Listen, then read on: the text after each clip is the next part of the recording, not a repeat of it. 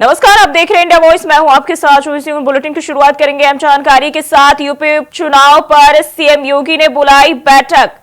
सुबह 11 बजे सीएम आवास पर करेंगे बैठक। तो उपचुनाव पर मुख्यमंत्री योगी आदित्यनाथ ने बैठक बुलाई है। सुबह 11 बजे सीएम आवास पर बैठक करेंगे, मंत्रियों के साथ बैठक करेंगे मुख्यमंत्री योगी आदित्यनाथ। यूपी में 10 विधानसभा सीटों पर होना है उपचुनाव और ऐसे में सीएम योगी ने 11 बजे सीएम आवास पर बैठक बुलाई है। तो ये जानकारी उपचुनाव को लेकर बता दें, उत्तर प्रदेश में 10 सीटों पर उपचुनाव होने हैं और इसी को लेकर मुख्यमंत्री योगी आदित्यनाथ ने बैठक बुलाई है। सुबह 11 बजे सीएम आवास पर बैठक करेंगे मुख्यमंत्री, मंत्रियों के साथ सीएम आवास पर बैठक करेंगे सीएम योगी। और वहीं यूपी में 10 विधानसभा सीटों पर उपचुनाव होने हैं, जिसको लेकर बैठकों को दौर जारी है। और ऐसे में एक बार फिर से सुबह 11 बजे मुख्यमंत्री योगी आदित्यनाथ मंत्रियों के साथ बैठक करेंगे सीएम आवास पर, बैठक का आयोजन।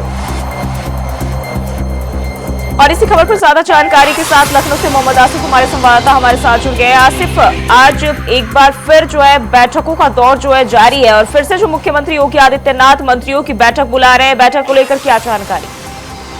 जी बिल्कुल, जो ही लोकसभा चुनाव परिणाम आने के बाद बीजेपी में लगातार बैठकों का दौर जारी है और हार जीत को लेकर भी मंथन चल रहा है। और इससे पहले भी कई बड़ी बैठकें हो चुकी हैं और सारा फोकस बीजेपी का उपचुनाव को लेकर है, क्योंकि जिस तरह से यूपी में बीजेपी को बड़ा झटका लगा है, इस खाई को काटने के लिए अब बीजेपी पूरी तरह से एक्टिव मोड में आ गई है। और जो 10 सीटों पर उपचुनाव होने हैं, उन सभी सीटों पर जीत दर्ज कराकर कहीं न कहीं हार का बदला इंडिया गठबंधन से लेने की बीजेपी फिराक में है। और आज इसी क्रम में यूपी सीएम योगी आदित्यनाथ ने अपने मंत्रियों के साथ बैठक बुलाई है। और इस बैठक में जिस तरह से बीजेपी के अंदर उठा भी खबरें आई हैं और लगातार चर्चाओं का बाजार गर्म है, क्योंकि हार जीत के फैसले के बाद जिस तरह से केशव प्रसाद मौर्य को जेपी नड्डा ने दिल्ली बुलाया था, इसको लेकर भी अटकलों का बाजार गर्म है। और यह भी चर्चा है कि बीजेपी ने जिस तरह से लोकसभा का चुनाव परिणाम आया उसके बाद कुछ ठीक ठाक नहीं चल रहा है। हालांकि अभी तक ऐसा कोई जो है बयान किसी बीजेपी के नेता की तरफ से नहीं आया, लेकिन जिस तरह से चर्चाओं का बाजार गर्म है उसको लेकर अब कहीं न कहीं यूपी सीएम योगी आदित्यनाथ भी पूरी तरह से एक्टिव मोड पर नजर आ रहे हैं। आज यूपी सीएम योगी आदित्यनाथ अपने मंत्रियों के साथ जो अहम बैठक कर रहे हैं, उसमें उपचुनाव की सीटों के साथ साथ प्रत्याशियों के चयन को लेकर भी यूपी सीएम अपने मंत्रियों को निर्देश देंगे। और साथ ही साथ इस तरह से लोकसभा चुनाव में एक बड़ा झटका लग रहा है, उसको उस डैमेज को जो है भरने के लिए, डैमेज कंट्रोल करने के लिए यूपी सीएम की यह बैठक होनी है। सूत्रों का दावा है कि वह अपने मंत्रियों को उपचुनाव वाली सीटों पर ज्यादा से तो क्या आसिफ इस दौरान उपचुनाव के साथ साथ जो यूपी बीजेपी में खलबली है, इस वक्त हलचल मची हुई है, उसको लेकर भी बातचीत हो सकती है? ये निश्चित तौर पर जिस तरह से जो बैठकें हुई, बैठकों में खुलकर कई पहलू भी सामने आए, चाहे कार्यकर्ताओं की उपेक्षा का मामला हो या फिर खुद यूपी सीएम योगी आदित्यनाथ ने भी कहा था कि कहीं न कहीं जो बड़ा आत्मविश्वास था उसके चलते हारे, ओवर कॉन्फिडेंस भी कहीं न कहीं बीजेपी के लिए बड़ा झटका लगा। और साथ ही साथ जिस तरह से जो प्रत्याशी थे वह भी अपने कार्यकर्ताओं और नेताओं के साथ उपेक्षा जैसा व्यवहार कर रहे थे। और जिस तरह से जो परिणाम आया काफी चौंकाने वाला रहा। और बता दें जो कि जिस तरह से अब बीजेपी अपना मास्टर प्लान पूरी तरह से तैयार कर रहे हैं, पीजीए फार्मूले को ध्वस्त करने के लिए अब बीजेपी सरकार ने उपचुनाव वाली सीटों पर मंत्रियों की फौज उतारेगी। और साथ ही साथ जो पिछड़ा के साथ जो दलित वोट बैंक है उसे साधने के लिए भी अब बीजेपी पूरी जुगत लगा रही है। और कार्यक्रम में यह भी तय हो चुका है कि अब उनके मंत्री और नेता दलितों के आप भोजन भी करेंगे, तो कहीं न कहीं दलित आसिफ, लोकसभा में चुनाव में जो हार मिली है बीजेपी को, उससे हर कोई वाकिफ है, पार्टी भी वाकिफ है, लेकिन अब जब उपचुनाव होने 10 सीटों पर, इसके लिए बीजेपी का मास्टर प्लान क्या होगा? जी बिल्कुल, जो ही अगर बात करें मास्टर प्लान की, तो अभी कार्य समिति की बैठक, एक बड़ी बैठक हुई थी जेपी नड्डा की अध्यक्षता में, जिसमें डिप्टी सीएम के साथ साथ यूपी सीएम योगी आदित्यनाथ ने भी विचार रखे थे और उसमें यह तय किया गया था कि अब जो उपचुनाव है, क्योंकि यह उपचुनाव 2027 के विधानसभा चुनाव का पूरा आईना है और खासकर अयोध्या जैसी हॉट सीटों पर भी बीजेपी का हारना कहीं न कहीं चिंता का विषय बना हुआ है। इसके लिए अब बीजेपी ने पूरी ताकत यूपी के उपचुनाव में झोंकने की शुरू कर दी है और उपचुनाव वाली सीटों पर जहां एक तरफ मंत्रियों की फौज उतरेगी, वहीं दूसरी तरफ कार्यकर्ता पूरी तरह से एक्टिव नजर आएंगे। जो रूठे हैं बीजेपी से, उन्हें मनाने की कोशिश की जाएगी और साथ ही साथ पोलिंग बूथ पर ज्यादा से ज्यादा जो मतदाता है उन्हें उतारने की व्यवस्था पूरी तैयार कर रही है। और इसके अलावा कुछ मामले यह भी है कि जिस तरह से जो बदजुबानियां हुई कहीं न कहीं घातक साबित हुई, इसे सुधारने की नसीहत भी बीजेपी ने दी है। और आज की बैठक में इन्हीं सब पहलुओं पर यूपी सीएम योगी आदित्यनाथ अपने मंत्रियों को एक बड़ा मैसेज देंगे कि वह बड़बोलेपन से बचें और साथ ही साथ जो जनता है उसे सही व्यवहार करें, कहीं कोई नाराज न हो, इसको लेकर वह पूरी तरह से एक्टिव रहे। और इसके अलावा जो गरीब तबके के लोग हैं उनकी मदद के लिए वह फील्ड में उतरे, सिर्फ बयानबाजी इससे ही चुनाव जीतने की जुगत न लगाए। और तमाम ऐसे मुद्दे हैं, चाहे सरकार की योजनाएं हैं, आसिफ, इस बार जो है अभी भी हम देखें लगातार दलितों को लेकर जो है सियासत लगातार जारी है। कहा जा रहा है कि इस बार बीजेपी दलितों को साधने में नाकामयाब रही है और यही वजह रही कि उन्हें हार का सामना करना पड़ा। देखिए, जो ही जिस तरह से जो नतीजे आए लोकसभा चुनाव में, उसमें कहीं न कहीं दलित वोट बैंक भी बीजेपी से छिटक कर समाजवादी पार्टी की तरफ रुख किया है।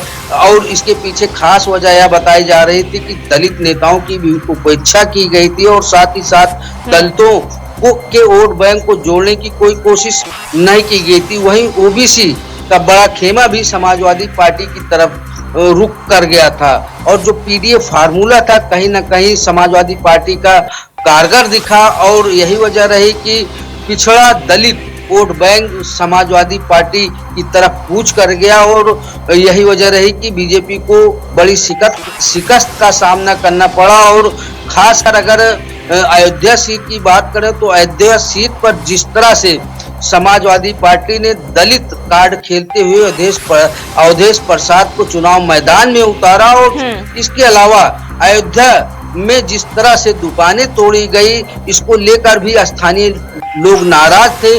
और कमोबेश यही हाल जो ही कई अन्य सीटों पर रहा, जिससे उनके कई मंत्रियों को हार का सामना करना पड़ा। लेकिन अब पूरी तरह से बीजेपी चौकन्नी हो गई है और इसी को ध्यान में रखते हुए लगातार बीजेपी बैठकों का सिलसिला चला दी है। अभी हाल ही में जेपी नड्डा की बैठक हुई और उसके बाद आज यूपी सीएम योगी आदित्यनाथ एक महत्वपूर्ण बैठक उपचुनाव को ले रहे हैं। तो कहीं न कहीं जिस तरह से टेंशन बढ़ी है, बेचैनी बढ़ी है उपचुनाव को लेकर बीजेपी की, और इन सब के बीच जिस तरह से बीजेपी के अंदर जो लकीरें खिंचती दिखाई दे रही है, जो दीवारें खड़ी हो रही है अपनों के बीच, उसे भी पाटने की कोशिश बीजेपी की तरफ से की जा रही है। बहुत शुक्रिया आपका जानकारी साझा करने के लिए। तो बीजेपी की ये बैठक होने जा रही है और सीएम योगी आदित्यनाथ जो है अपने मंत्रियों के साथ बैठक करेंगे। बता दें उत्तर प्रदेश में 10 विधानसभा सीटों पर उपचुनाव होने और ऐसे में बैठक 11 बजे से होगा और सीएम आवास पर इस बैठक का आयोजन किया जा रहा है। और वहीं लखनऊ से एक और जानकारी सामने आ रही है, 29 जुलाई से हो सकता है विधानमंडल का मानसून सत्र। मानसून सत्र में दोनों ही सदनों के नेता विपक्ष होंगे नए, ये जानकारी सामने आ रही है। लखनऊ से 29 जुलाई से विधानमंडल का मानसून सत्र शुरू हो सकता है और मानसून सत्र में दोनों ही सदनों के विपक्ष नेता नए होंगे। मानसून सत्र के पहले नेता विपक्ष का होगा ऐलान और इस बार सपा को मिला विधान परिषद में नेता प्रतिपक्ष को ये जानकारी। सपा इस बार जो है विधान परिषद में नेता प्रतिपक्ष होगा और ऐसे में बात करें तो 29 जुलाई से शुरू होने जा रहा है विधानमंडल का मानसून सत्र, जिसमें दोनों सदनों के नए विपक्ष नेता होंगे और ये जानकारी लखनऊ से सामने आ रही है। 29 जुलाई से विधानमंडल का मानसून सत्र शुरू हो सकता है और मानसून सत्र में दोनों ही सदनों के नेता विपक्ष होंगे नए और मानसून सत्र के पहले नेता विपक्ष का होगा ऐलान। इस बार समाजवादी पार्टी को विधान परिषद में नेता प्रतिपक्ष बनाया गया है, तो ये जानकारी सामने आ रही है और 29 जुलाई से जो है ये शुरू होने जा रहा है मानसून सत्र। और इसी खबर पर एक बार फिर से मोहम्मद आसिफ हमारे साथ जुड़ गए। आसिफ, 29 जुलाई से विधानमंडल का मानसून सत्र शुरू होने जा रहा है, सत्र को लेकर क्या जानकारी मिल रही है? जी, जिस तरह से 29 जुलाई को विधानमंडल का मानसून सत्र शुरू होने जा रहा है और इसको लेकर जो विपक्ष है, खासकर समाजवादी पार्टी सबसे बड़ी पार्टी बनकर उभरी है, तो कहीं ना कहीं जो अब जो मानसून की तैयारी है इसको लेकर किसानों की समस्याओं के साथ साथ जो है कई ऐसी समस्याएं विधानमंडल में उठाई जाएंगी। हालांकि सबसे पहले विषय यह है कि समाजवादी पार्टी के प्रतिपक्ष नेता की भूमिका अभी तक अखिलेश यादव निभा रहे थे, लेकिन वह दिल्ली की सियासत में एंट्री कर गए हैं और दिल्ली की सियासत में ही वह पूरी तरह से रमे रहेंगे। अब समाजवादी पार्टी ने अभी तक अपने नेता प्रतिपक्ष का ऐलान नहीं किया, चुनाव नहीं किया है, तो माना जा रहा है कि 29 जुलाई के पहले समाजवादी पार्टी अपने नेता प्रतिपक्ष को चुनेगी जो जनता की आवाज उठाकर लोगों को का फायदा पहुंचाए और साथ ही साथ कई अहम मुद्दों पर बीजेपी सरकार को घेरने की कोशिश करे और उस सत्र के दौरान जो है तमाम ऐसी जनहित के मुद्दों को लेकर समाजवादी पार्टी सत्र में उठाने का काम करेगी और इसकी तैयारी जो है अभी से ही सपा प्रमुख अखिलेश यादव ने कर दी है। अब देखना सबसे पहले है कि नेता प्रतिपक्ष समाजवादी पार्टी में चुना कौन जा सकता है। हालांकि लेकिन चर्चा तो शिवपाल यादव को लेकर भी थी।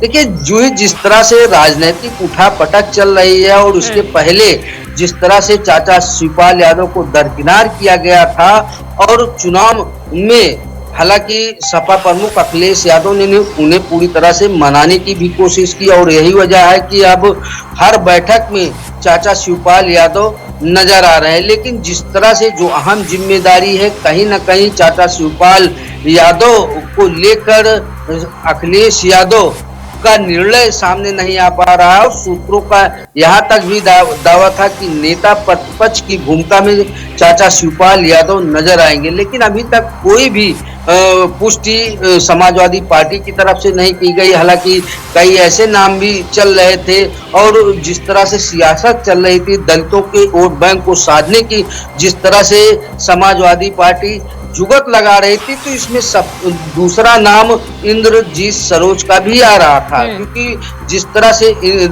समाजवादी पार्टी दलितों की राजनीति करने के लिए भी अब पूरी तरह से एक्टिव मोड में नजर आ रही है। तो कई ऐसे नाम हैं जो अभी चर्चा में चल रहे हैं, लेकिन जिस तरह से अगर नंबर की बात करें तो पहले नंबर पर चाचा शिवपाल यादव का नाम आया था, लेकिन अभी तक कोई औपचारिक घोषणा नहीं की गई है। और जिस तरह से शिवपाल यादव राजनीतिक धुरंधर माने जाते हैं, समाजवादी पार्टी की कद्दावर नेता, तो सूत्रों का यह भी कहना है कि चाचा शिवपाल यादव को प्रतिपक्ष की जिम्मेदारी अखिलेश यादव नहीं सौंपेंगे, क्योंकि उन्हें राजनीतिक खतरा भी हो सकता है। हालांकि यह सभी चर्चाएं जो है काफी, लेकिन आसिफ अक्सर ही हमने देखा है जब परिवार को छोड़ के वो पार्टी की सुनते हैं तो फिर अखिलेश परिवार के बीच में फंस जाते हैं। इस बार क्या रास्ता होगा उनके लिए, क्योंकि पार्टी और परिवार दोनों को साथ लेकर उन्हें चलना होता है और अक्सर इन दोनों के बीच जो कटाक्ष होती है अखिलेश उसमें घिरे हुए नजर आते हैं। जी बिल्कुल, अगर बात करें जो है बीते कल की, तो जिस तरह से अखिलेश यादव और शिवपाल यादव के बीच दुश्मनी हो गई थी, यहाँ तक कि चाचा शिवपाल ने अपनी एक नई पार्टी का गठन भी कर लिया। लेकिन जिस तरह से परिवार में जो विघटन की खबरें आई, उससे कहीं न कहीं उसका मैसेज बहुत दूर तलक गया और लोग बाग या कहने भी लगे कि जब अखिलेश यादव अपना पूरा परिवार नहीं समेट पा रहे हैं तो यह पार्टी कैसे चलाएंगे। और शायद यह भी वजह रही कि बीते चुनाव में जिस तरह से जो मुख्यमंत्री बनने का सपना अखिलेश यादव का था, वह सपना पूरी तरह से चकनाचूर हो गया। लेकिन लोकसभा चुनाव में अखिलेश यादव ने चाचा शिवपाल यादव को मनाया, तो इसका सही मैसेज आम जनता के बीच गया। तो कहीं न कहीं समाजवादी पार्टी की सफलता के पीछे जो है परिवार को लेकर भी रहता है। और जिस तरह से चाहे तेज प्रताप यादव हों या फिर शिवपाल यादव के बेटे हों, बदायूं सीट पर चुनाव लड़े थे, तो इन सब सीटों पर पारिवारिक अंतरकलह भी खूब देखने को मिली थी। हालांकि किसी की तरफ से कोई बयानबाजी नहीं की गई थी, लेकिन शिवपाल यादव और अखिलेश यादव ने पूरी तरह से जो चुप्पी साधी थी और अंतरकला को छुपाने की कोशिश की थी, लेकिन यह अंतरकला खुलकर सामने आई थी।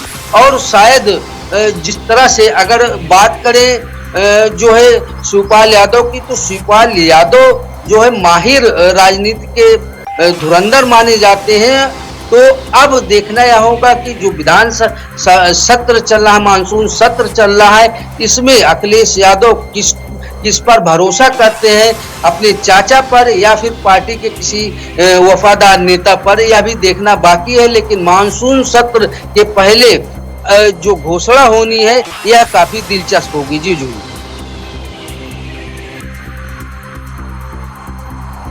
जानकारी के लिए आपका। तो लगातार मॉनसून सत्र के पहले नेता विपक्ष का जो है ऐलान किया जाएगा, 29 जुलाई से शुरू होने जा रहा है। और इस बार सपा को विधान प्रतिपक्ष का नेता जो है वो मिलेगा।